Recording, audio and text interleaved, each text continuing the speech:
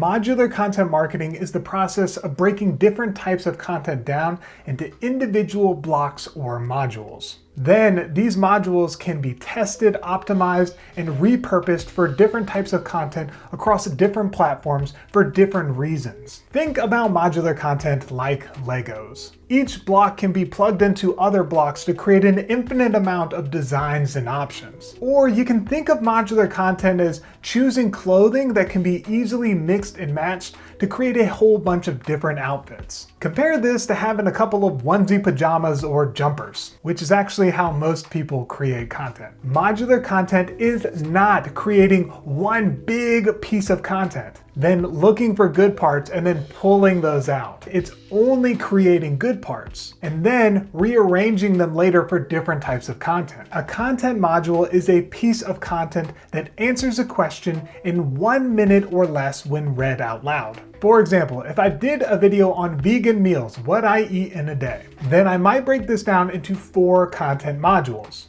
breakfast, lunch, dinner, and dessert. Each 1-minute video could stand alone as its own piece of content, and it can be combined and grouped to create other larger pieces of content too. After doing this type of video enough times, you now have a library of different video modules or blocks. These could be swapped or reordered for different topics like 3 vegan breakfast ideas that are gluten-free, or 7 quick vegan dinners. These small pieces of content can be rearranged and reused as needed. From these blocks, you can create new content for different videos or blogs or podcasts as well. A modular content strategy is broken down into 4 parts. Number 1. It's written down first. This will become super powerful for SEO as you use it for blogging later on. Number 2, it answers a question and has an engaging hook for each content module. Number 3, each content module adds value and it can stand alone. For example, don't write or say, "as I said before," or use jargon or acronyms that need more explanation. Number 4, it's under 1 minute when spoken out loud at a conversational pace. This is usually around like 170 words,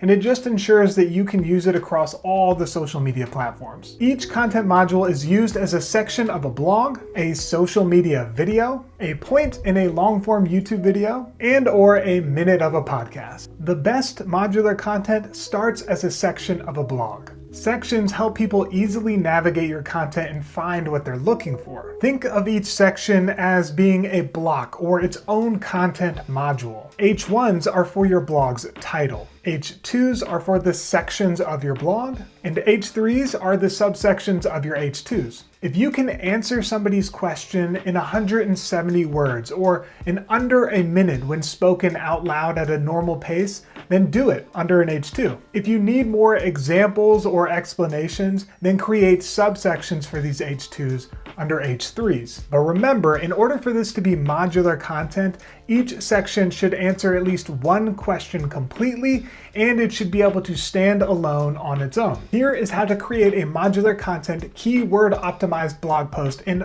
5 steps. 1. Find a key phrase that you want to rank for and that you can rank for based upon your website's domain authority. 2 is to find the top questions related to that key phrase using the People Also Ask section on Google search result pages or Answer the Public. 3 is to answer that question in a modular content block using an SEO tool like ClearScope, because this ensures that you're using all the related keywords when answering the question. 4, make sure that your blog post is well over 1,500 words, and that it's on as low a reading level as possible so that it can reach the largest audience. And 5, keep paragraphs 3 lines or under, use bullet points, number list, and bolded words, and use relevant visuals and or helpful videos at every scroll depth to break up the text. I got 49,188 views in 4 weeks off of 3 videos with very little followers and 0 paid advertising. Let me show you how I did it.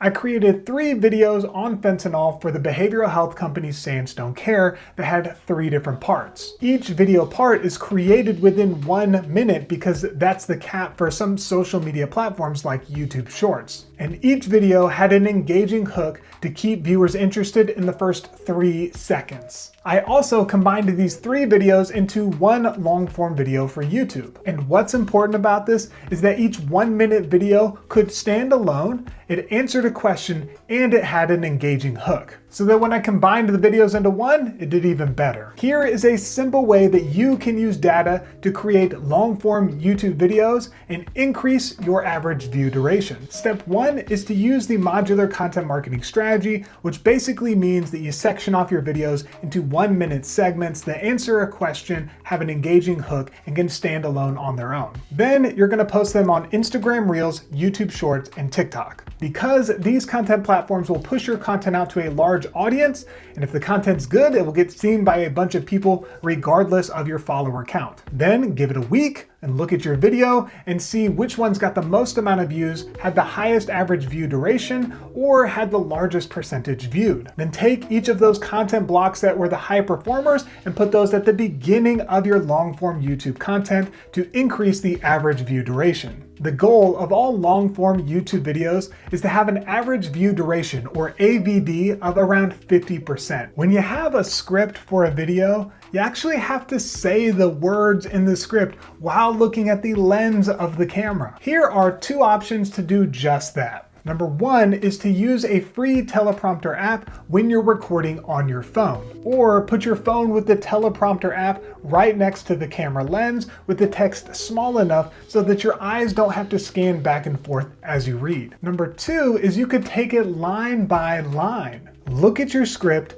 say one line, and then repeat. I actually like this approach, and it's the one that I'm using right now because it creates jump cuts and can actually make the viewer more engaged. Occasionally, when you write a script for a video and then record it, you go over the 1-minute time limit that's needed for platforms like YouTube Shorts. How do you keep all the valuable content without having to cut stuff out? A simple way is to speed up your content in the edit. Apart from unneeded gaps where you're swallowing or taking a breath, you can actually speed up your entire clip using a tool like Descript. Here, you highlight all of your content and then you speed it up 1/10 at a time until you're under the 1-minute mark. Most of the time, this isn't noticeable at all, but now you can post it everywhere. Web design has long understood modular content, even though the rest of content marketing is slow to catch up. There are some things that are just good to have on every web page, like a call to action, the steps it takes to do business with you,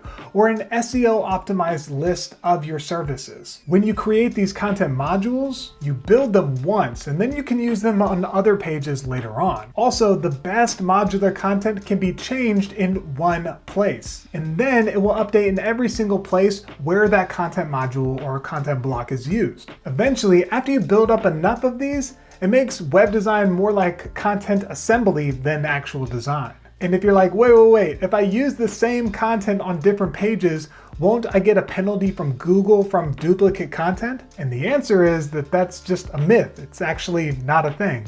So duplicate on. A common question that I get is, what tools do you use for a modular content marketing strategy? I use Descript for quick video editing. This is also a really easy tool to onboard someone onto, like a virtual assistant or somebody you just hired, even if they have 0 video editing experience. For detailed video editing, I use WeVideo because I can drag and drop B-roll, sound effects, and music from their content library. Now, WeVideo can't do everything, but that significantly reduces the content creation time. For finding YouTube SEO optimized video topics, I use TubeBuddy. To build my personal website, I use Squarespace. To write SEO optimized blog posts, I use ClearScope.